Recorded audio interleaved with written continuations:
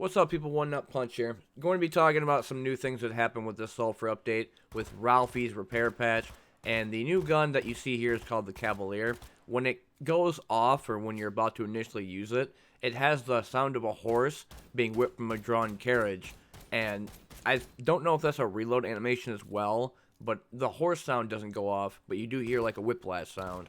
The other guns you've seen is Hallenback. I did find them. I actually did find the Hallenback dual-wielding guns that are 7.62 caliber, and I did find Wingman, and that's also a very fun gun to play.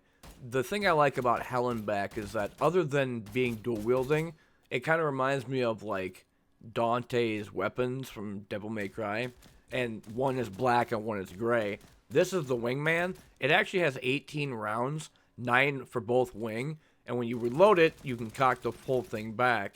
And the caliber for the Wingman is also 7.62, so just like Hallenback, it's just an automatic machine gun with a very nice iron sight on it. And it does have like the cocking motion of what the Dolphin would be like every time you fire the single round. But the main reason why we're going to be doing this update video is because we're going to talk about the durability increase that they did. And with Ralphie being there, she does do a lot of repairing with different weapons, items, and armor. The thing that happened is the durability of all the weapons changed, and I think they were actually double the amount. There were some that lost like 400 durability, with some others that had like lost half of theirs. Like for example, when it came down to the dart is now 4,000 durability when it was about 1,000, so that's 3,000 more than what it was. The Corpse Maker also is 3,200 when it was 3,600, so it was lowered. I don't know why they have the different changes specifically for like starting guns like the Corpse Maker or the I guess the SOCOM to some extent. So the Arbiter also got an increase by double, which was 900, is now 1,800. The Augusta also got 1,800 compared to the 900. So a lot of this stuff got changed for durability's sake, and when it came down to the repair kit, it was 1,000 to actually do a full repair. Now it's 6K. So if you want to go and repair like a weapon that has 3,500 lost and you have about 200 left, then you have 6,000 to play with to be able to repair those items and weapons. The other thing I got was a wardrobe because I wanted to see how big the inventory space was, and it's huge. It's actually about 2 or 3 times bigger than my refrigerator, briefcase, and safe combined. And I'm going to be getting the other one, which is the gun rack. That's probably going to even have more inventory space for all the weapons and armor that I currently have. For example, I'm trying to recoup a lot of the stuff I lost against the witch. And no, I have not beaten her yet, because here's the thing. I did not know that when you unlock Desert Claws, like when you beat him, that you actually open up a spot to go straight to Beyond the Veil. And it's right behind the actual church. There's this kind of wooden fence that opens up, and that has the curtain go down to where the witch is, and I didn't know that until like 2 days ago, so, I kind of messed up, but hey, I know now that I could just go straight to her when I want to go kick her ass, and I definitely have a plan as to how I'm going to do that. I never really used anything with the Neuraxis or the Rector, but if I can get the Rector back again, I'm going to add about like 5 levels of different oils that have plus 20 or plus 30 damage, with maybe bullet penetration, and a little bit lesser recoil. So then that way, when I'm just spraying at her, I don't have to worry about going up super high. Because that's the one thing I hate about those LMGs. When the recoil goes up from firing too much, it's really hard to go back down and be accurate. When it came down to a lot of the other additions to this update, there were only like 3 that I've seen from. Besides the Cavalier that you've seen from the start of the video, they talk about loading times greatly being improved on all devices, which I've definitely seen. It used to take like maybe about 2.5 minutes to get a game going. Other times I've had like 1 or 2 crashes. Now it's not to that point. It's like maybe 35, 45 seconds before it actually goes off. And that's initially from the start of the game. I don't see that so much when it comes down to going from one spot to another, like if you're dropping down the sulfur hole. So that also was a thing. The durability increases, though. It's not just like one gun. It was actually like all of the guns, I'm pretty sure. The Nop even got it. Longboy got it. The M11A2 Fist got one as well, which that one was lowered from 3,300 to 3,000.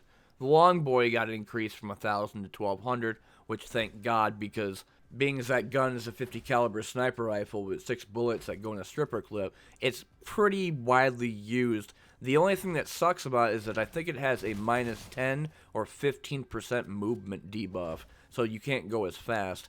But I think that's also countered by the fact that you have like air rides, or if you have roller blades, or maybe even just standard boots. I think they give you 10% increase on movement speed. I could be wrong. Though I did forget a little bit about the items that give you durability increase back, like cotton swab, microfiber.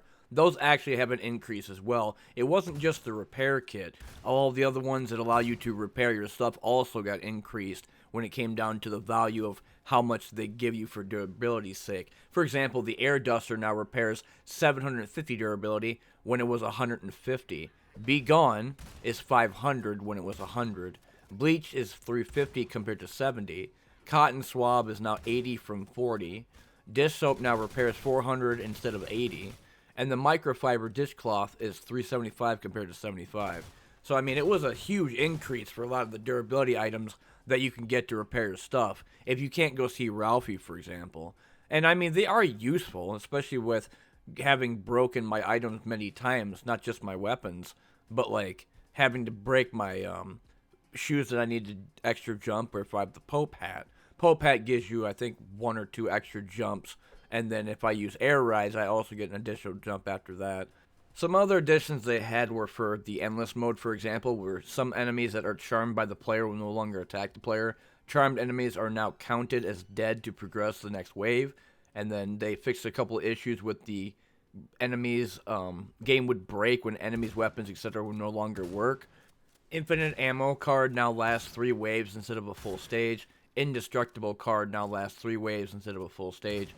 New max health card is now plus 10 instead of 25.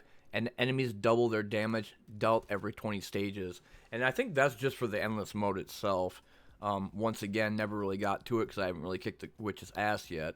A bunch of other games came out to early access, and some other card games that came up as well that I wanted to go back to my grassroots and play and talk about card games and videos rather than just doing early access games in general.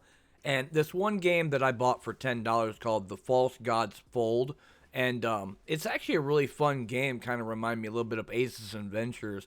And I know some people didn't like that game, but it was pretty much a uniqueness to me that I thought it was pretty fun to use, like the old solitaire cards, and being able to damage creatures and do it like an RPG tactics way. But before the video ends, there's a couple of things I wanted to talk about. The first thing is that since it's the new year, 2026, there's going to be a lot more time invested in making these videos. I did say that I wanted to do more of a script, and that's going to be kind of happening, like I did for a couple of videos right now.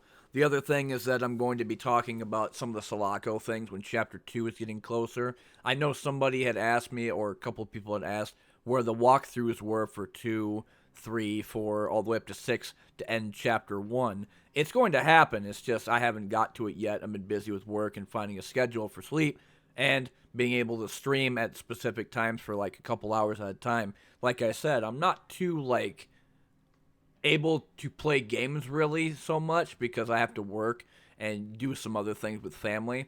But I'm going to be doing more for the channel. It's just I got to get to it, and I got to make the time to do so. But I'm going to take my time with it. I'm not going to like go into a rush and figure out what do I got to do for making a video or which one I got to make. I still got a crap ton of videos to make that I want to do. It's just I got to get to it and which ones I want to do first. Like Painted in Blood's still kind of a work in progress ever since I lost all the footage. And when it came down to like the other card games such as Cross Bliss and Chrono Arc, that's probably been in the back burner since new ones have come out to early access, such as the new one I talked about earlier called The False Gods Fold and Into the Grid, which was another one. And then I got gifted Deck Tamer. So, I mean, there's a couple of card games I definitely want to talk about. I just got to get to it. And that being said, I'll put the rest of the patch notes in the description down below if people want to look at it. But I've been One Nut Punch. And this has been the Ralphie repair update. I wanted to talk about the durability change because I think it's a huge deal that it's going to last longer for all the weapons used per run. And that's all I got for this one. So I'll see y'all later in the next one. If they put out another Sulfur video, obviously I'll put it out too. And I think we got a little bit longer to go before 1.0 hits. See y'all later.